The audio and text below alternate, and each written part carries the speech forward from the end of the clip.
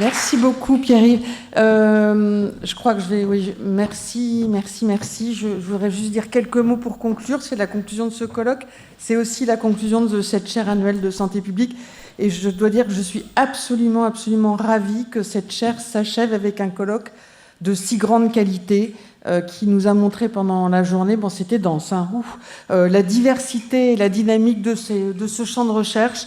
Et je ne pense pas uniquement aux deux dernières interventions où on a eu le privilège d'avoir des présentations totalement nouvelles, mais je pense aussi à toutes les interventions qu'on a entendues aujourd'hui qui, toutes d'une manière ou d'une autre, témoignent d'une dynamique incroyable. Enfin, moi, ça m'a vraiment marqué, de ce champ de recherche sur les inégalités. Alors, un constat, je crois que c'est clair, hein, l'intérêt des échanges disciplinaires. Donc, je ne vais pas m'étendre dessus, c'était passionnant d'entendre les collègues des différentes disciplines. Un autre constat, je crois aussi qu'on est toutes et tous d'accord pour considérer, et je vais pour finir citer encore une fois Pierre Bourdieu, même s'il a peu travaillé sur le sujet, mais en tout cas il a formulé les choses d'une manière extrêmement intéressante quand il a écrit dans Choses dites en 1997 que les inégalités observées dans le domaine de la santé sont l'une des manifestations les plus saillantes de l'histoire, les plus saillantes de l'inscription des structures sociales dans les corps. Et je crois que quelle que soit la discipline à laquelle on se réfère, on est vraiment d'accord pour considérer que cette perspective de l'inscription des structures sociales dans les corps est tout à fait pertinente et percutante. Et je crois enfin qu'on est tous d'accord pour reconnaître qu'il s'agit d'un enjeu social, politique, scientifique, bien évidemment. J'ajouterai un mot qui n'a pas été prononcé, c'est aussi un enjeu éthique fondamental. Alors, je vais juste souligner 3-4 petites idées très vite sur là où on n'est pas d'accord, hein, puisque c'est aussi l'intérêt de ces colloques, c'est de voir les points où on n'est pas d'accord, où on a des perspectives différentes en tout cas. Je crois que la première, c'est la question de la causalité. Hein, c'est pas spécifique au champ de la santé. On le retrouve dans beaucoup d'autres domaines, mais on a vu tout au long de cette journée des divergences disciplinaires, aussi bien théoriques que méthodologiques. Si tout le monde s'accorde à considérer que la causalité, c'est quelque chose de complexe, et que la causalité directe, c'est vraiment, qu'on retrouve beaucoup plus souvent dans le domaine strictement biomédical, c'est vraiment pas adapté à l'étude des inégalités. On a vu les questions de modèles de médiation, mais on a discuté de plein d'enjeux, la question de la causalité circulaire, qui est aussi beaucoup plus spécifique aux approches en sciences sociales. Et puis, donc, je crois que je vais évidemment pas rentrer plus à fond dans cette conclusion rapide, mais en tout cas, je crois que sur la question de la causalité, il y a vraiment quelque chose à travailler davantage entre les différentes disciplines. Et puis aussi, la question de la démonstration de la preuve, qui, là, on n'est pas sur le même registre entre les sciences sociales, et qu'elles soient d'ailleurs quantitatives ou qualitatives, et je dirais des sciences plus comme l'économie, on l'a entendu aussi, ou l'épidémiologie sociale, au sens où, il y a plein de choses qui s'ouvrent avec les modèles multiniveaux, mais les modèles multiniveaux, ça ne suffit pas. Pour les sociologues, les modèles multivariés, les toutes choses étant égales par ailleurs, quelque part, ça n'a aucun sens, et pourtant, c'est largement utilisé. Donc, je crois qu'il y a vraiment une réflexion intéressante à pousser sur ces domaines-là, des conceptions théoriques qu'on a de la causalité, et on n'est pas les premiers à se poser la question, et les modèles théoriques et méthodologiques qu'on met en œuvre pour attester de la preuve. On a entendu des points de vue divergents qui seraient intéressants d'approfondir. Un avant-dernier point, c'est sur l'intrication entre le social et le biologique qui a traversé toute cette journée. Est-ce qu'il faut complètement faire la distinction, comme ça a été suggéré, entre le biologique et le social, comme aussi la question se pose sur la distinction entre sexe et genre dans ce domaine de recherche?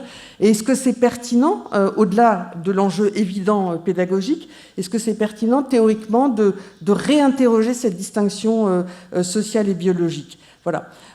J'ai aussi entendu plusieurs discussions sur est-ce qu'il faut se focaliser sur les pauvres ou bien sur les riches ou sur la population dans sa globalité.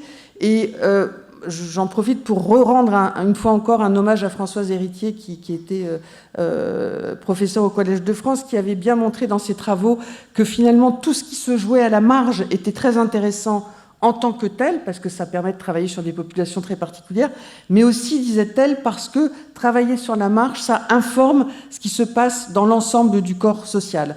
Et que se focaliser sur les extrêmes présente aussi une limite importante qu'il faut ressouligner, c'est que ça ne permet pas de penser dans une perspective de gradient social et que ça comporte un certain risque d'essentialisation.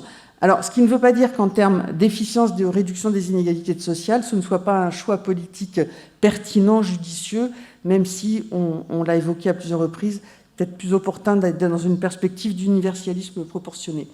Je voulais enfin souligner que, quid des pays du Sud, même si certains terrains portent sur le Sud, on a bien vu que les oratrices, les orateurs, c'est un savoir situé.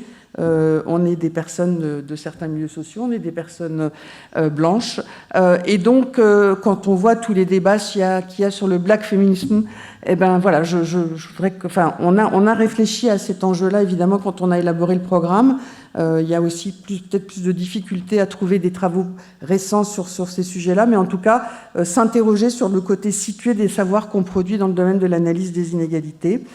Et en enlevant mes lunettes et avant de remercier tout le monde, je voudrais dire que le FOG dont a parlé Michel, est-ce qu'il représente, c'est une question que je me pose, même si j'ai une petite idée de la réponse me concernant, est-ce qu'il représente vraiment la réalité de la complexité, est-ce que ça représente vraiment la complexité de la réalité sociale, dont on a vu à travers toutes les interventions aujourd'hui la nécessité de tenir compte de différents niveaux de déterminants de l'environnement à des déterminants plus micro. Est-ce que c'est le FOG parce que le monde social dans lequel on vit est extrêmement complexe, ou est-ce que c'est le brouillard sur nos lunettes de chercheuses et de chercheurs ? Voilà, je réponds pas. Je termine en disant que tout ce dont on parle, c'est un droit fondamental reconnu internationalement, le droit à la santé, que l'OMS définit dans sa constitution comme le droit de posséder le meilleur état de santé que quelqu'un puisse atteindre, quelle que soit sa race, sa religion, ses opinions politiques, sa condition économique ou sociale. Ce droit est consacré dans de nombreux traités internationaux.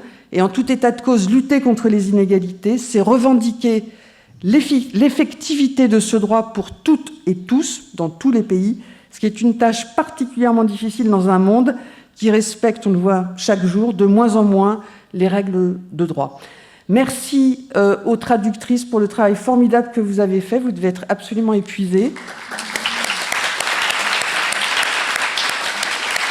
Merci à l'équipe d'organisation, au Collège de France, à l'équipe Gendi. Merci à toutes les intervenantes et à tous les intervenants et à toutes les discutantes et aux discutants.